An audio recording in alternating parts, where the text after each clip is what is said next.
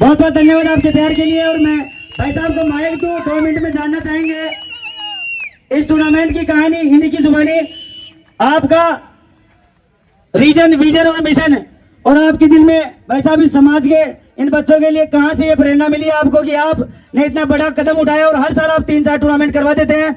मैं चाहूंगा भगवान आपकी झोली ऐसे बढ़ता रहे। बहुत बहुत धन्यवाद। अब मैं आमंत्रित कर रहा हूँ भाई साहब को। सबसे पहले तो आप सब भाइयों का बहुत बहुत धन्यवाद। आप सब भाइयों की यही प्यार है कि इसी कारण मैं हर साल इस ग्राउंड पे आता हूँ और ये टूर्नामेंट करा पाता हूँ। इसके लिए बहुत बहुत धन्यवाद। आप लोगों का जो सहयोग मिलता है और यहाँ पे जो खासकर दर्शक देखने आते हैं उनका बहुत बहुत धन्यवाद, क्योंकि आप लोगों की ऊर्जा के कारण ही हम आगे बढ़ पाते हैं। दूसरी बात, हमारे इस टूर्नामेंट में करीबन 400 प्लेयरों ने खेल का हिस्सा हुए और सभी खिलाड़ियों को मेरा बहुत बहुत धन्यवाद कि वो बहुत अच्छा और बहुत अनुशासन से खेले। उनके लिए मैं उनका बहुत बड़ा आभारी हूँ। तीसरी बात, अभी 2 टीमें हमारे साथ फाइनल में हैं, उन्होंने बहुत अच्छा खेल खेला है, बहुत ही अच्छा खेल खेला है, उनके लिए भी उनको धन्यवाद। और इससे भी बढ़िया धन्यवाद भाई साहब पूछते हैं कि आपको ये प्रेरणा कहाँ से मिलती है। देखो, मैं बहुत सारे टूर्नामेंट देखता हूँ, बहुत समाजों के टूर्नामेंट देखता हूँ, और मैंने यहाँ भी देखा कि हमारे समाज में भी एक ऐसा टूर्नामेंट होना चाहिए, और एक नहीं होना चाहिए, हर साल में 2-3 होने चाहिए। इससे क्या होगी, हमारे समाज की जो भी प्रतिभाएं हैं उनको निखरने का मौका मिलेगा, साथ में जो प्रतिभाएं हैं उनको सामने आने का मौका मिलेगा और उनका उत्थान हो सकेगा। और तीसरी बात मैं यही कहना चाहूंगा कि देखो, ये खेल अपने खेल भावना से ही खेलना होता है। कोई हारेगा, कोई जीतेगा, हम सभी हारने वाले हैं और हम सभी जीतने वाले हैं। ये खेल है, ये हमें कोई पुरस्कार या उसके लिए खेल नहीं है, ये समाज को जोड़ने के लिए रखा गया खेल है। और मैं आप लोगों से आशा करता हूँ और आप लोगों को विश्वास दिलाता हूँ कि अगर ऐसा ही आपका प्यार और सहयोग मिलता रहा तो मैं हर साल इस ग्राउंड में 2 बड़े बड़े आयोजन कराता रहूंगा और आप लोगों का हौसला उत्साह करता रहूंगा।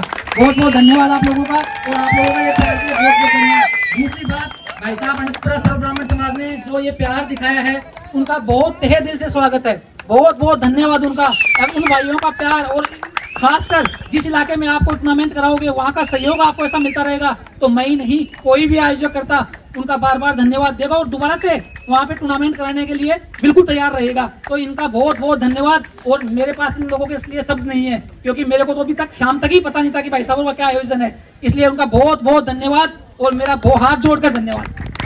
Thank you.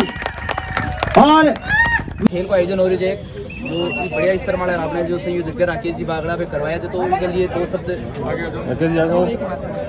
तो मैं बद्री जी से आग्रह करूँगा कि आपका 2 शब्द ही टूर्नामेंट के बारे में बोला। बद्री जी, वास्तव में खेल को खेल की भावना से खेलना चाहिए। मैंने तो वो जमाना देखा है जिस जमाने में है तो हम है जो मतलब है बहुत सारा गबूर लेकर के और वो बनाते थे धड़ी और लकड़ी का लेते थे सोटा और उससे खेलते थे। लेकिन समय बदलता गया, आवश्यकता ही आविष्कार की जननी है, और आविष्कार की जननी होने के नाते इसको है जो क्रिकेट खेल का मूर्त रूप दिया गया। जो हमारी जो सोटा धड़ी हुआ करती थी उसको क्रिकेट के रूप में माना गया, और ये आज है संसार में नंबर 1 का खेल है।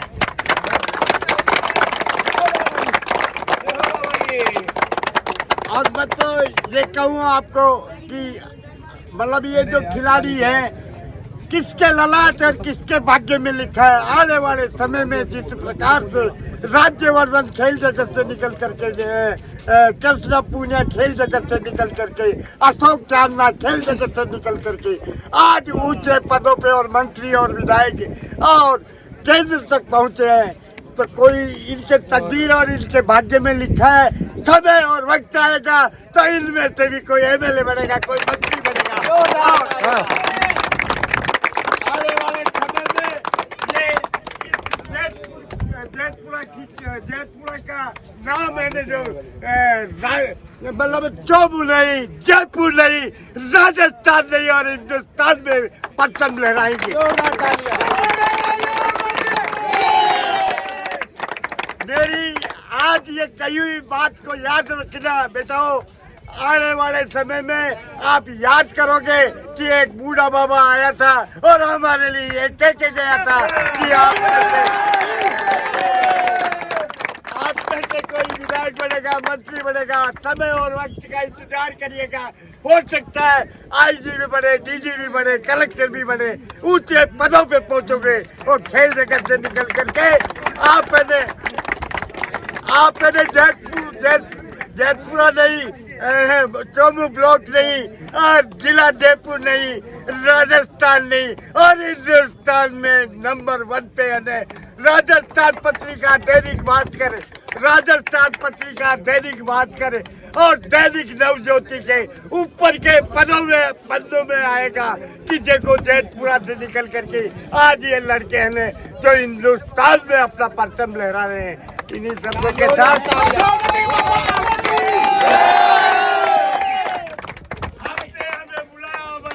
बात किया, उसके लिए अब आप इस जयपुरा के जो गणमान्य नागरिक है तथा इस खेल कूद को, इस खेल का जो प्रोग्राम दिया, इस खेल में जो बाबा साहब को तो मैं मुख्यमंत्री से भी ज्यादा मानता हूँ कि जोरदार तालियां। तो मेरा कहना यही है, भगवान से यही प्रार्थना है कि आप आगे बढ़े और जयपुरा का नाम हिंदुस्तान में चमकाए। इन्हीं शब्दों के साथ जय हिंद, राम राम। और इसी घड़ी के साथ